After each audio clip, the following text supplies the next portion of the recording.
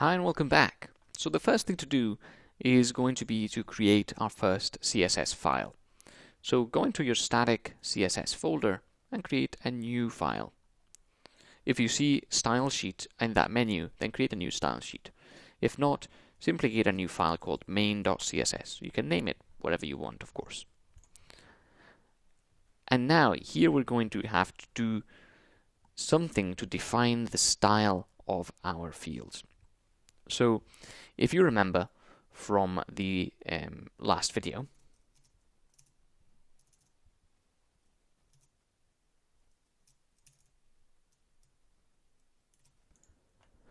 we had a very basic website. So we've got two fields and a submit button. These are the default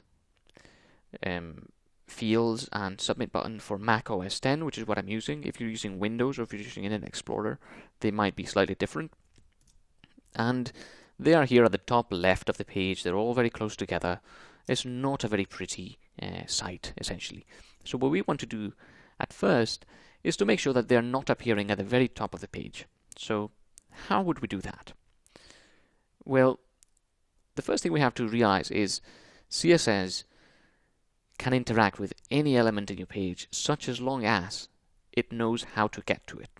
So let's go into our base.html file and find out where this login form is. So this login form is inside the HTML block, then it is inside the body block, and then it is inside a form, and then we have the three input types there.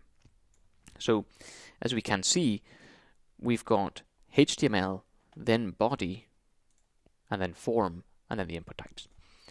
This form does not have any way of identifying it as unique, which means that we can essentially interact with the form as an entity, and if we had more, we would interact with them all at the same time. Or we can give it a unique identifier, and then we can interact with this specific form. So if we chose to interact with all forms, then if we had another form, both forms would be interacted with. If we give it a unique identifier, we can interact with this one only. So let's give it a unique identifier of login-form, and I'll explain really what I mean with interacting with all of them or just one of them. In our main.css file, we can do something like this: form, and then we can define some styles inside these brackets. Now, form is a CSS entity. It is this thing here. So if we did this, and we define some styles for this keyword, all of the forms in our website would use these styles. So that may be what we want, or maybe we want the login form to have a different set of styles from the registration form or from the contact us form, if we had them. So instead of interacting with all of the forms on the website, we're going to interact with just one, the login-form. So I'm going to copy that, and then I'm going to paste that here. But of course, CSS needs a way to know that this is not an HTML entity. This is different from just form, because this is one specific form. In order to do that, we put the hash symbol in front. And this tells us we're going to interact with an element with this ID. So now we've found out that this is our form, and we can give it some styles. So the first thing we wanted to do, as we said before, was separate it a bit from the top. So in order to do that, we're going to give it some margin. So we say margin-top, 25px, semicolon, 25 pixels. And then we save that. And if we were to go into Chrome and run this right now, we would actually see no difference at all. I'm going to refresh this, and notice how it's still at the top left.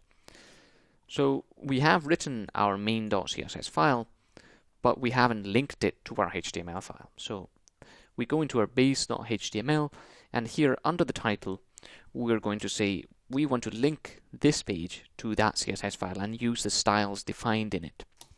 So we say link rel, and this is the type of element that we're linking, so it's a style sheet. And then href is where the document lives. using Flask, we want to use a specific way to reference these elements. So do open and close curly braces, 2 of them, and then we're going to say URL underscore for static, and then file name equals css/main.css.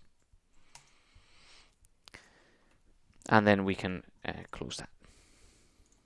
So what have we done here? We've defined a link to a style sheet with the following reference. URL, sorry, for, too many M's there, URL for the static folder, and the file name is css/main.css. So inside the CSS folder, the main.css file. And in order, the reason why we do this is because Flask is going to be seeing this in our page and saying, ah, you want something that's in a different folder, so I'm going to replace this for the HTML code that would lead you there. So what HTML would lead us there?